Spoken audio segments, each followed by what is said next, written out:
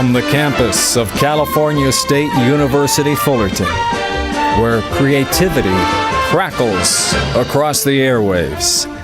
Titan Communication proudly presents Titan Radio Theater. Tonight, step back in time as our talented radio students bring the magic of live audio drama to life, complete with voices, sound effects, an imagination that leaps straight from the speakers into your mind. We have not one, but two thrilling productions for you this evening. First, prepare for fast-talking antics, outrageous schemes, and comedic chaos with the legendary Marx Brothers in Flywheel, Shyster, and Flywheel, The Kidnapping. Then, after a brief intermission, brace yourselves for a tale stitched together from science, ambition, and terror as we present Mary Shelley's haunting masterpiece, Frankenstein. So dim the lights, settle in, and let your imagination take the stage. And now we proudly present Flywheel, Shyster, and Flywheel, The Kidnapping.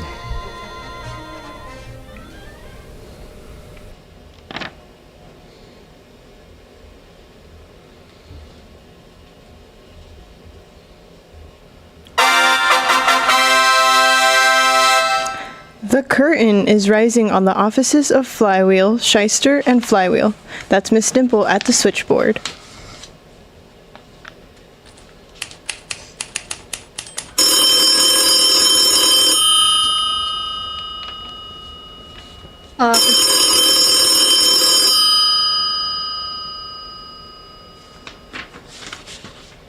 Law offices of Flywheel, Shyster, and Flywheel.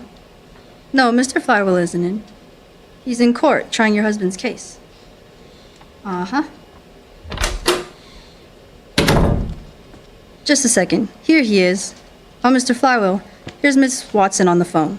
Good, I was just going to call her. Hello, Mrs. Watson, how are you? That's fine. Your husband? Oh, yes, I meant to tell you. He got 5 years in prison. But don't worry, Mrs. Watson, I've got a very pleasant surprise for you. I'm going to knock 10% off my bill. Goodbye. Miss Dimple? Miss Dimple, put down that telephone book. This office is no place for a bookworm. Yes, Mr. Flywheel. Any mail this morning? Yes, there's a letter from the typewriter company. They say you haven't paid for the typewriter yet. Why should I pay for the typewriter? You're the only one that uses it. But Mr. Flywheel, Dimple, just agree and you'll be just my type. Never mind, take a letter to those cheap chiselers. Ah, gentlemen, I never ordered that typewriter. If I did, you didn't send it. If you sent it, I never got it. And if I got it, I paid for it. And if I didn't, I won't. Best regards. Anything else, Mr. Flywheel? Yes, love and kisses, but don't send them. They're for you. And now take a letter to the Peerless Building Supply Company. Gentlemen, I refuse to accept a penny less than $50 for the electrical fixtures in my office. In case I do not hear from you, I shall conclude that you do not wish to pay more than $12. So in order to lose no time, I shall accept the $12. But Mr. Flywheel, you can't sell those fixtures. They belong to the landlord. Well, he ought to be glad. I'm only selling his fixtures so I can pay for his rent. Say, tell that assistant of mine to wrap up the chandelier. Mr. Ravelli? He isn't in yet. Well, when he comes in, you better tell him to take out more of the fire insurance. I'm going to fire him on Saturday. Why, here he comes. Hello, Mr. Ravelli. Hello, Mr. Dimp. Hello, boss. Ravelli, do you realize you're half an hour late? I couldn't help it, Mr. Flywheel. I fell down a whole flight of stairs. Well, does you take half an hour to fall down one flight of stairs? Anyway, I don't believe that story. All right. If you don't believe that story, I'll tell you another one. I came late because we had a little money trouble at our house. Money trouble, Mr. Ravelli? Yeah, my brother, he swallowed a nickel. Really? What did you do? Well, next week's his birthday anyway, so I let him keep the nickel. Well, that makes a lot of sense. Hey, stop jabbering and clean out my desk. I cleaned out the desk yesterday, and that's where I got the nickel. All right, come in. Mr. Flywheel, permit to introduce myself. I'm Bertram C. Bardwell. I suppose you've been hearing about my charity work and my fight against crime. Oh, yes, I've been hearing about that for a number of years, and I'm getting pretty sick of it, too. I happened to be in court this morning when I heard your thrilling address to the jury sent that man to prison for 5 years where he belongs. My speech sent him to prison? That's a good one on the jury. I was defending that guy. Just a moment, Mr. Flywheel. Let me ask you a question. Hey, I got a question too, boss. What animal has long hair, an overgrown beard, and eats anything? I know, Ravelli. It's you. Or Mr. Mullis. Oh, somebody told you. Mr. Flywheel, my organization is waging an intensive fight against crime in the city, and I feel that you're a man who can help us drive the crooks out of town. Hey, why should we drive them out? Let them walk. Nice work, Ravelli. Why, you see, gentlemen, my committee is determined to rid the city of public enemy number one, Big Joe Crookley. Although Crookley himself is in hiding, he has crime organized like a big business. In fact, some of his gangsters have an office only 2 doors from here. Bardwell, you came to the right man. There isn't enough room in this town for gangsters and me, Waldorf T. Flywheel. That's why we're putting up a big hotel in the spring. Boss, you leave it to me. Ravelli's a plenty smart. I go next door and tell them gangsters to move. An excellent idea, Ravelli. But wait a minute, you've got your hat on wrong. Well, I don't know which way I'm going yet. And say, if you see my brother, tell him to wait. I don't know your brother. I never thought of that. Alright then, tell him not to wait. Goodbye. Mr. Flywheel, I can see you're a man of action. Sometime later I'd like to interest you in our charity work too. Charity work? Bardwell, I'm not the kind of fellow who likes to talk about his good deeds, but in my interest, to what I've been sending pretty large-sized checks to various charities, and not even the charities know that the money came from me. But, Mr. Flywheel, I don't understand. Couldn't they tell by the name on the checks? No, that's how modest I am. I'd even sign the checks. Why, Mr. Flywheel, what's this? Someone just put a note under the door. Well, pick up the door and get it. It says, my good heavens, it's from Crookley's gangsters. They've kidnapped Mr. Ravelli for meddling in their affairs. Kidnapped him? Listen to this. Unless you send us $10,000, we will kill Emmanuel Ravelli. They'll kill him? Mr. Flywheel, what are you going to do? Keep cool, Bardwell. Miss Dimple, take a letter to Big Joe Crookley. Dear Joe, received yours of the 5th inst in which you state that unless I send 10,000, you will kill Ravelli. I haven't caught the many, but the proposition sounds very attractive. Send further details.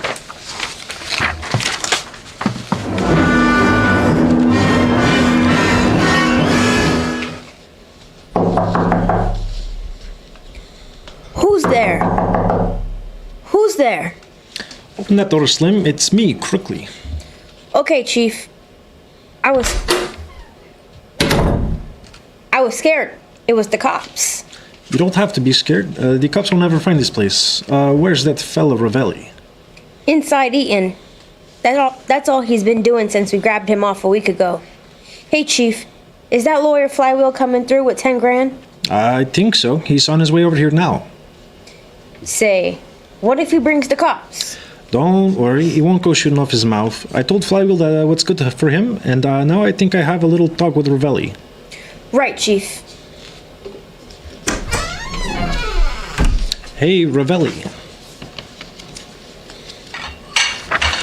Ravelli, put that dish down. I'm talking to you.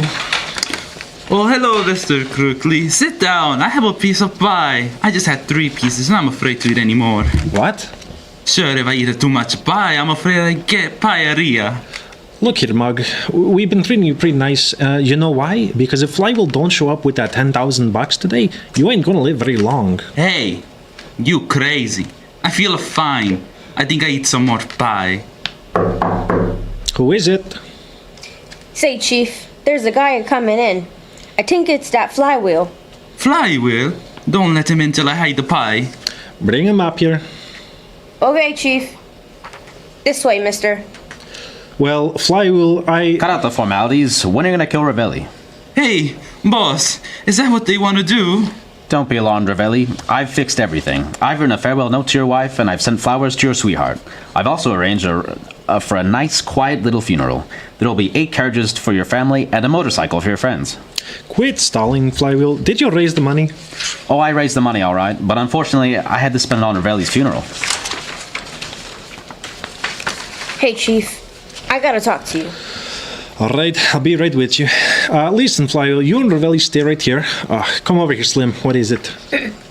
Chief, Butch just called and said we better lay low on these guys. The cops is all steamed up about the kidnapping and they kinda suspect you. Okay, I tried to grab off the dough and throw them both out. Yeah. Maybe you'd better, Chief. Look here, Flywheel. Forget the 10 grand. You give me $5,000 and Ravelli can leave here. Sure, I'd like to live here. It's a very nice house to live in.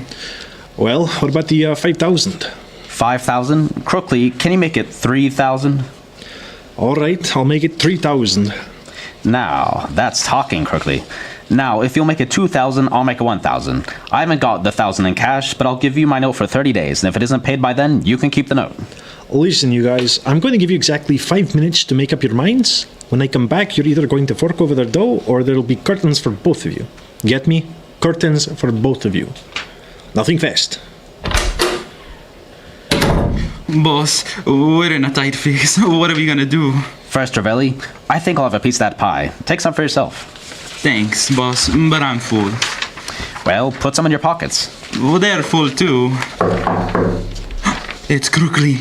Crookley, he's probably bringing us the curtains. Better hurry up, you guys. You got 2 more minutes. Ravelli, I've given this a lot of thought. Hey, boss, I got an idea. Be quiet. I can't hear myself talk. That's alright. You ain't missing anything. Say, it's cold in this room. It is kind of chilly. See what the thermometer says. Aw, you can't believe that thermometer. One day it's a 60 and next day it's a 65. It's a no good. Well, the thermometer ought to be kept at 70. I can fix that easy. I just light the match under it. Watch. Ravelli, be careful of those draperies. Hey, boss, they're burning. Oh, look at that fire. Oh, Crookley. What do you want? Can I use your telephone? You think I'm crazy? Answer my question first. Can I use your telephone? And let you call the cops, I suppose. Not at all. I just wanted to call the fire department and ask them where the nearest alarm box is. Crookley, I don't want to seem like an old gossip, but your house is on fire. What? What's that? What have you guys been up to? Slim, Oh, what's up? What's wrong? quick, bring some water. You could make mine ginger ale. And I'll take some pie. Hey, I know a song about pie. It's real easy. Say, Crookley, why don't you call the fire department? I know all the boys at Hook and Ladder 78, and tell them to bring along a deck of cards, that way I can shuffle out of here. Nothing doing. I don't want no cops or firemen snooping around here. He's alright, boss. There's no use of calling the fire department now. The place is on fire already. Ravelli, open the windows. Open the windows. The smoke is beginning to get to me. Yeah, there's too much smoke. You better put out your cigar. Boys, the fire's spreading fast. Better start running. Hey, Flywheel, I know a good place to run to. Where, Ravelli? Where? Run to Canada. Hot stuff, eh, boss? Slim, it's the fire department. The cops too. Watch your step.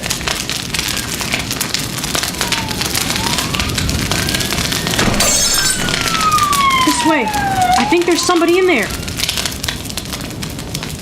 Gee, Crookley, you better duck. Don't worry, Slim. The cops around here won't recognize me.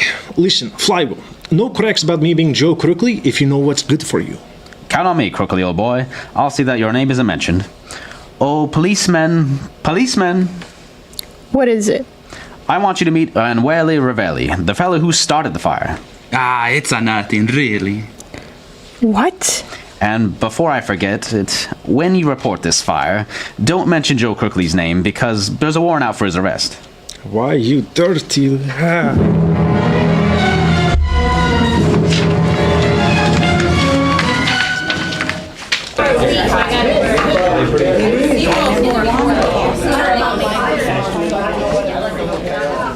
Silence in the court. His Honor, the judge. Everybody rise. Hear ye, hear ye, hear ye. The municipal court is now in session and stands until adjournment. What's the next case, clerk? It's the preliminary hearing, Your Honor, in the case of Joseph Big Joe Crookley, charged with the kidnapping of Emmanuel Ravelli. Proceed with the hearing. If Your Honor please, the state's attorney's office has been requested by Citizens Committee to let Mr. Flywheel conduct the prosecution because of his splendid work in tracking down Joe Crookley. Very good. Joseph Crookley, where's your attorney? Judge, I offered to pay plenty, but I couldn't get a lawyer in this town with nerve enough to take my case. I even offered to pay as high as $5,000. Just a minute, Your Honor. I'm talking now not as Flywheel the lawyer, but as Flywheel, the man, the defender of human rights. In a court of justice, Your Honor, every man has certain inalienable rights. Every man has a right to advice and the counsel of a lawyer, especially if he has $5,000. Crookley, I'll take your case. Trot out the 5,000 clams. Mr. Flywheel, the court was under the impression that you were going to prosecute Crookley. Well, I was under the impression that too, until I heard about the 5,000. Let's start the case. The first witness for the defense is Emmanuel Ravelli. Mr. Flywheel, you can't call Ravelli for the defense. He's the man who says he was kidnapped.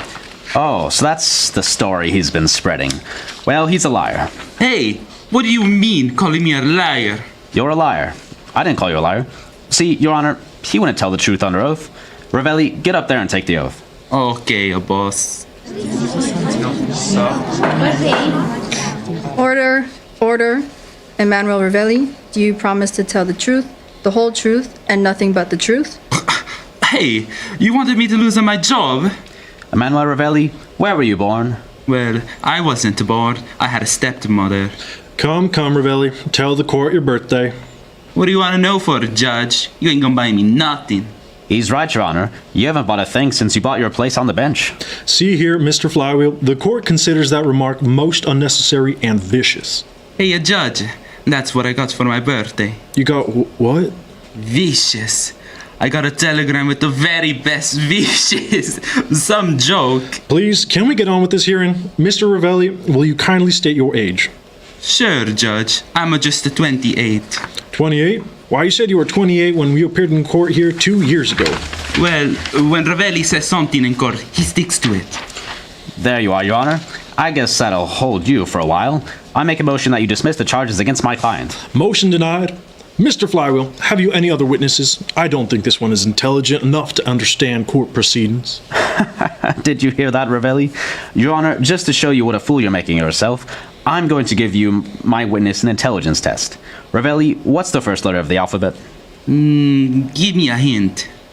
Ravelli, is that question so hard for you? No, the question's easy, but the answer's hard.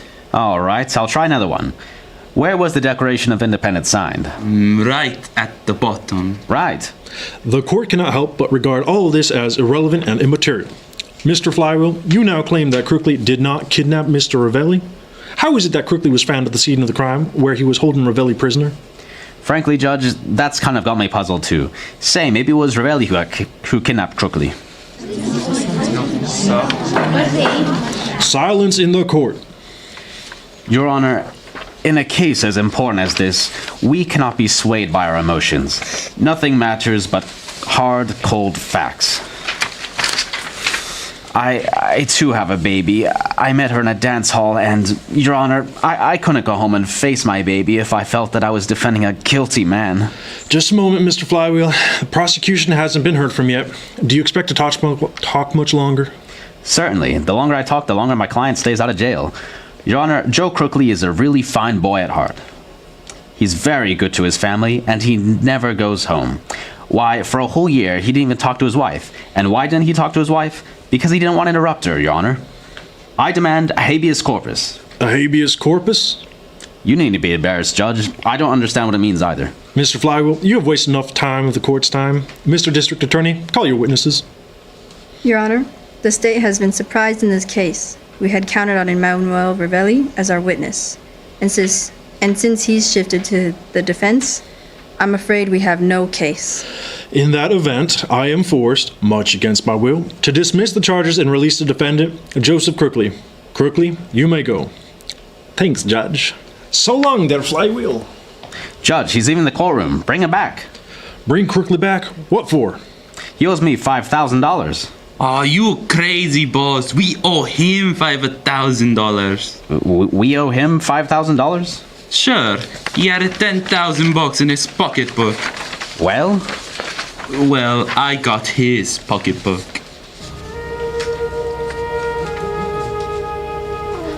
Thank you for joining us for the week's edition of Titan Radio Theater, brought to you by the students of Comm 375 Radio Entertainment class at California State University, Fullerton.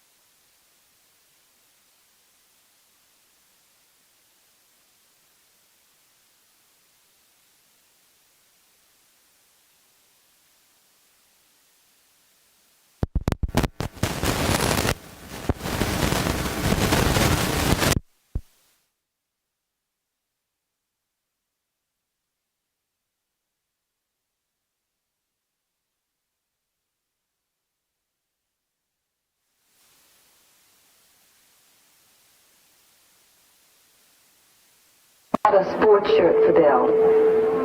Oh, that's such a problem. Every time I get him a sports shirt, the sleeves never fit right.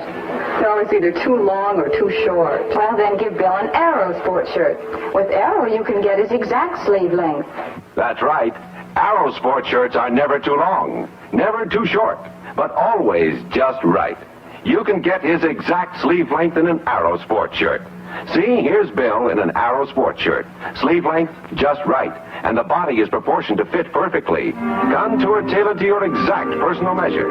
This is the Arrow Chevella, $6.95, available in many soft plaid patterns. To get your exact sleeve length in an Arrow sports shirt, look for this sleeve length label on the cuff. Remember, wherever you go, you look better in an Arrow sports shirt. Every girl feels like a storybook princess when she shows off her trousseau. Delicate lingerie, lovely linens, romantic little breakfast frocks, and a blanket that's a dream of beauty. And this princess knew how to take care of her lovely things. Now, married in her own little castle, she washed them by machine with not with that wash day detergent. Nice laundry deserves the safest possible soap. That's it, Ivory Snow. It's the only soap, both ivory safe and granulated to get things really clean, gentle clean. Leaves blankets far softer and fluffier than wash day detergents. Pampers pretty colors too. So whether your trousseau is still in the honeymoon stage or has seen many wash days go by, get it gentle clean in the machine with wonderful Ivory Snow. So gentle.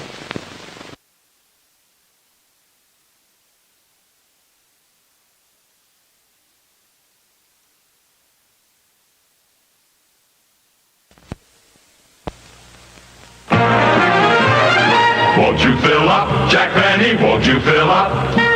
People everywhere are filling up with Texaco Sky Chief, the gasoline that can drive down the cost of driving and save you money.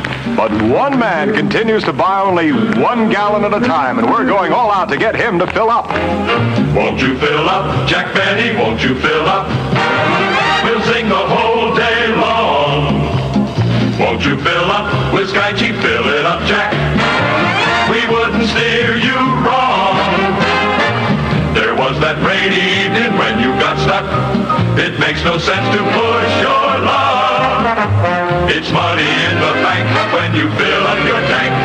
Jack Benny, won't you please fill up? I'll take a gallon. Oh, no! Jack Benny, won't you please fill up?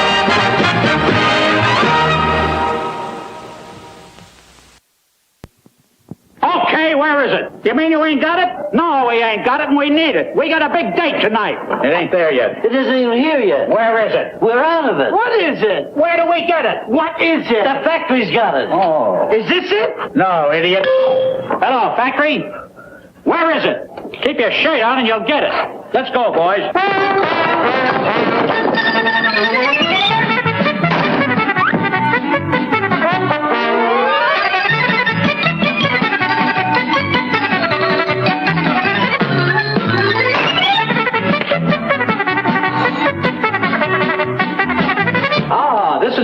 What is it? It's about time. It's Aquanet hairspray for women. And girls. Anyone can give a girl flowers. The more you use hairspray, the more you need Aquanet.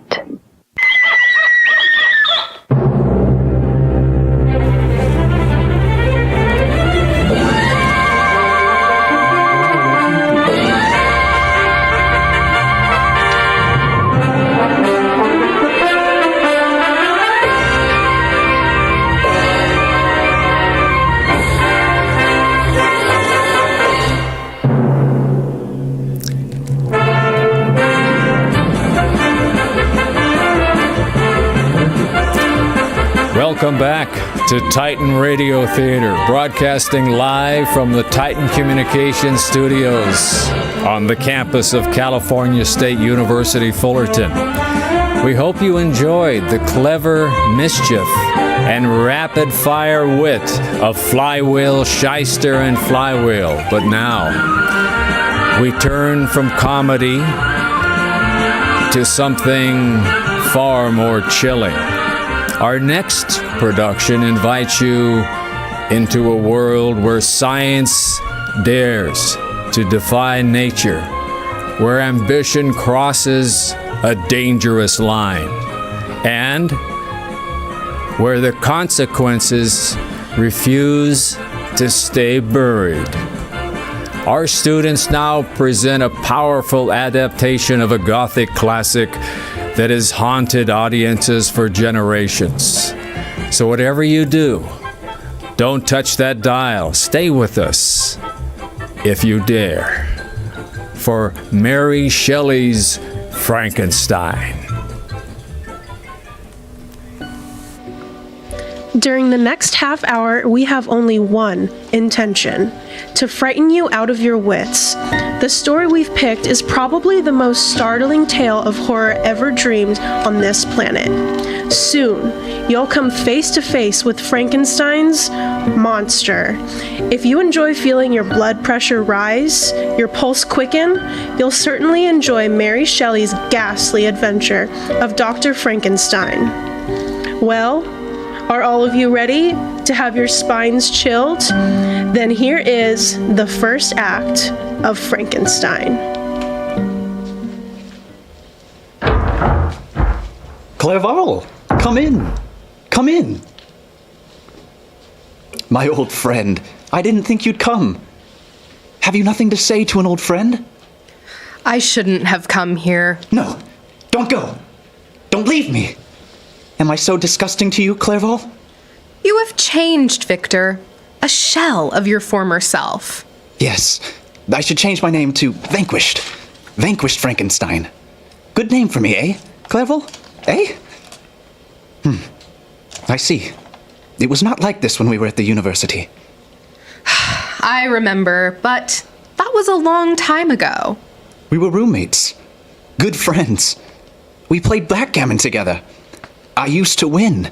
I wonder if I could still beat you at backgammon, Clerval. Come on, for old time's sake. This is what you call urgent business? A game of backgammon? The old times have run out, Frankenstein. One game. I beg of you. Give me the dice. Like old times. When we were young, Clerval. When we could laugh. Playing backgammon, I see. What a fine way to study medicine.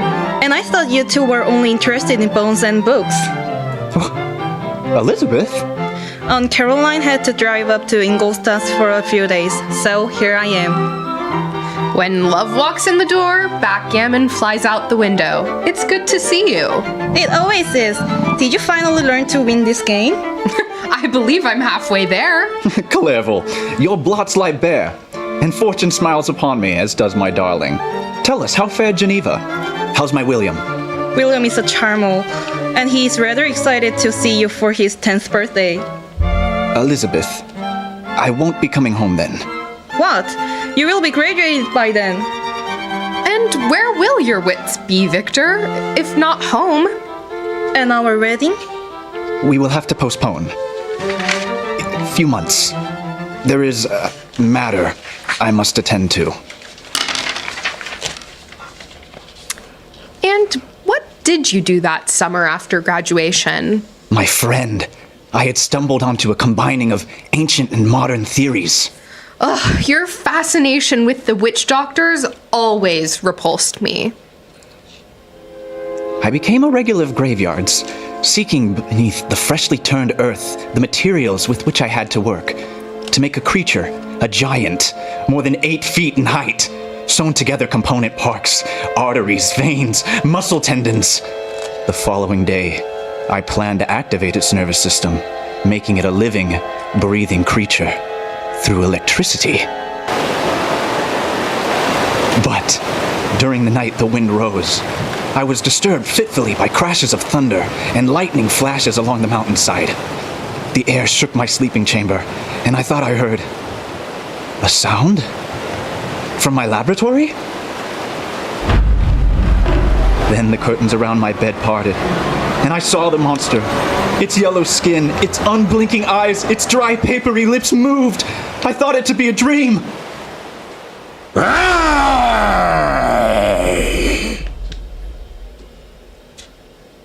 I awoke at what I thought had been a frightful dream. But at the door of my laboratory, I smelled pungent ozone fumes. To my horror, I realized that a near bolt of lightning during the night could have infused life into the monster. I flung open the laboratory door. It was real! My nightmare! The monster was gone! For months, Clairville, I searched for the creature. There were a few vague rumors, unconfirmed reports of a hideous shadow roaming the upper mountain valleys. I gave up the search and returned to Geneva. My poor Victor, we've been so worried about you. I'm all right, darling, now that I'm with you. You're so thin, Victor. Where have you been all these wretched months? Traveling, Elizabeth. In my mind and body. Nothing you would want to know. Well, in fact, I do want to know. Oh, darling. I'm casting away all my old life, all the unpleasantness. How soon can we be married? Come in. Dr. Frankenstein? I am he.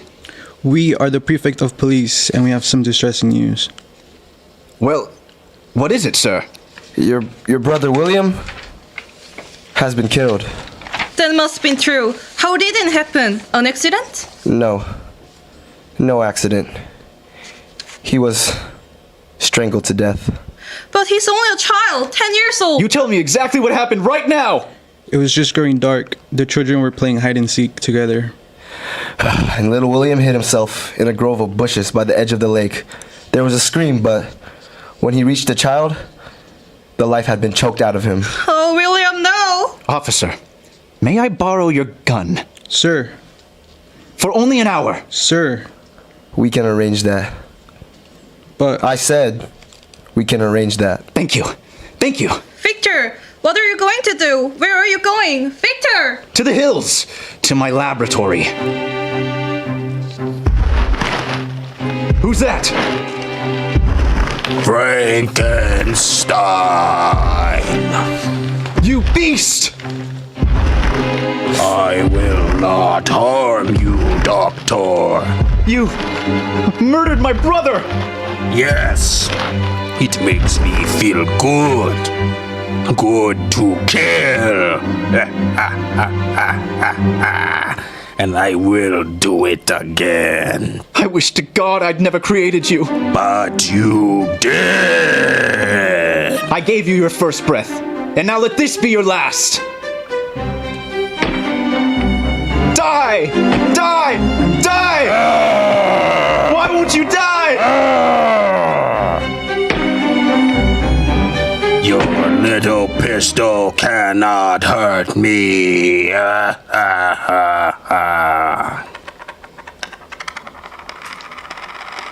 7. I rolled a 7, Clairville. Lucky number, eh? Forget the dice. Little William, I am so sorry. I'm glad you're here, Clairville. I must tell someone. This frightful giant I had built came to me in the darkness and begged me to build another creature like himself. He asked for a bride. If you will not build me a companion, I will find you on your wedding day. What could I do? Only a few weeks remained before we were to be married. For the sake of her safety, I had to do what the monster asked. I had to.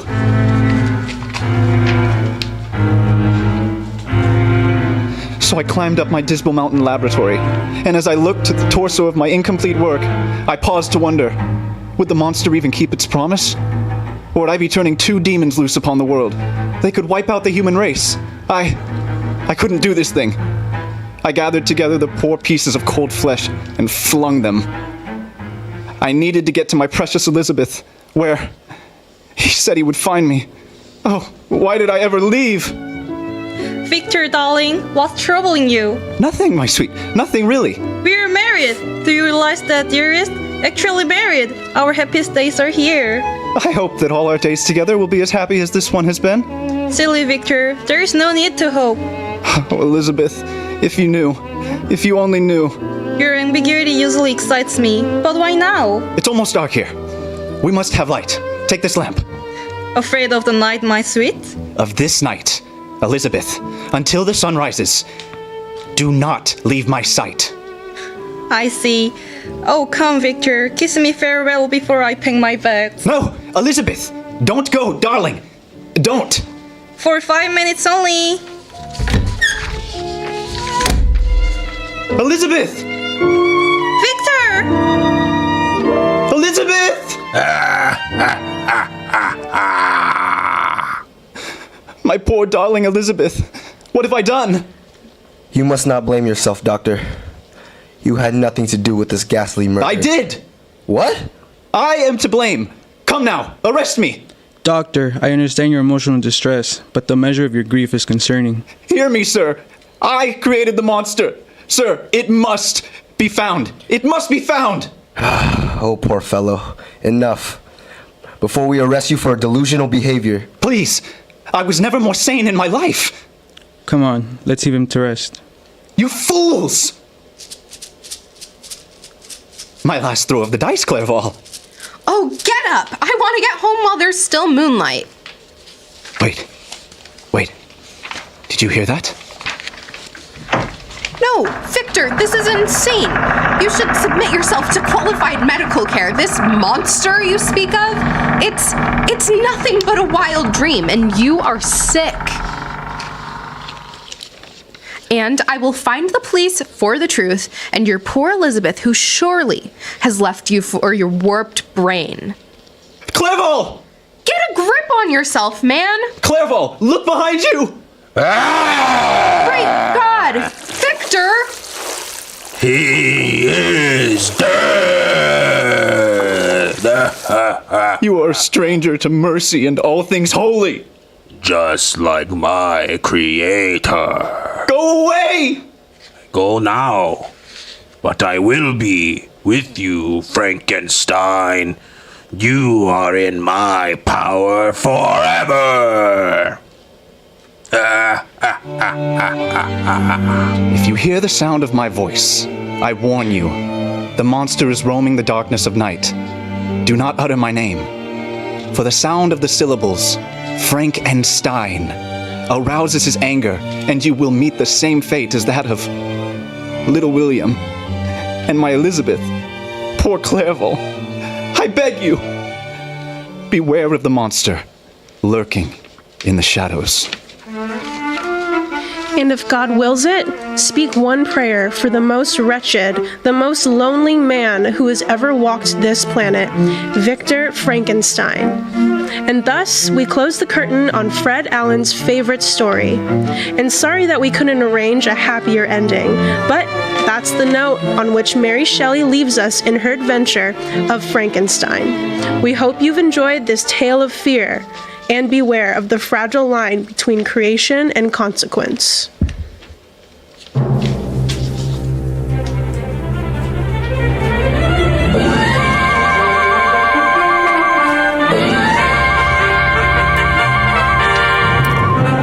What a night of storytelling. Let's hear it wherever you are for our incredible radio students whose voices, timing, and creativity brought these stories vividly to life. Tonight's performers include Ethan Campos, David Corns, Kim Escobar, Carlos Garcia, Allison Goyich, Brandon Huynh, Joseph Harigi, Mencio Park, Juliana Roche, Jack Repke, Ariel Ruiz, Lunia Shakshir, Mahia Wu, and Sabrina Zamarian. Titan Radio Theater is brought to you by our Comm 375 radio students and the dedicated staff of Titan Communications, whose passion for storytelling keeps the spirit of radio alive and thriving. And our crew tonight includes Michaela Emmel, Julio Reyes, and the amazing Cassidy Joe Fullerton. And a very special thank you to our Director of Titan Communications, Nathan Jeffers, for his continued support and leadership. I'm your host and radio professor, Rob Van Riel, thanking you for joining us for an evening of imagination, performance, and sound. Until next time, keep listening, keep creating, and have a fantastic evening.